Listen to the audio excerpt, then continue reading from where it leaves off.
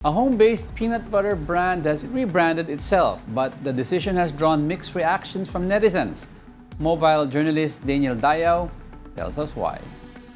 A product inspired by the late student-athlete Rene Butterbonia is making waves online after a local peanut butter brand was named Butterbonia, with its manufacturer saying the idea was meant to honor Rene and keep his story alive. Kahit ay wala na si Rene, yung legasya niya kanyang iniwan ay dapat pa rin na mapatuloy sa mga kabataan natin ngayon. Kahit man lang sa produktong ito na peanut butter, na may palang Butterbonia, ay para naman palaging ma-remind sa kanilang isipan at ito po ay magbigay po nila na inspirasyon para sa kanilang mga kinabukasan naman po. Tommy says the idea came to him after seeing the outpouring support for Rene's family.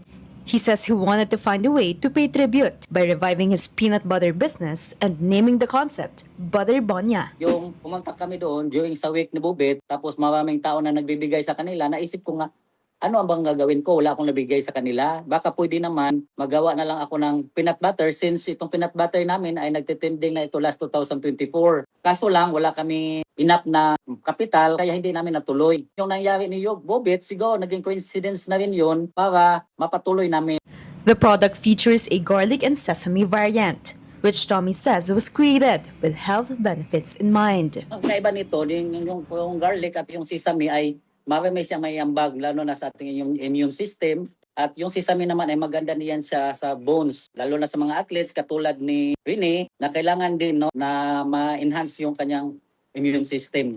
But as the product gained attention online, it also drew mixed reactions, with some netizens questioning the decision to name the brand after Rene. At sa mga bashers po naman, marami pong salamat dahil dapat lang malaman natin kung ano po ang behind na intensyon namin. Kung bakit kami nagawa ng ganitong klaseng produkto, na nagawa kami ng sample na Butterbonia para naman sa mga kabataan natin ngayon, sa tuwing makikita po nila yung peanut butter, ay pangalang Butterbonia ay ma-remind sila na may isang bata katulad ni Rene na may pangarap sa buhay kahit po siya isang mahirap lang. For now, Butterbonia remains a sample of the business's rebranding idea, as Tommy have yet to finalize a formal partnership with Rene's family.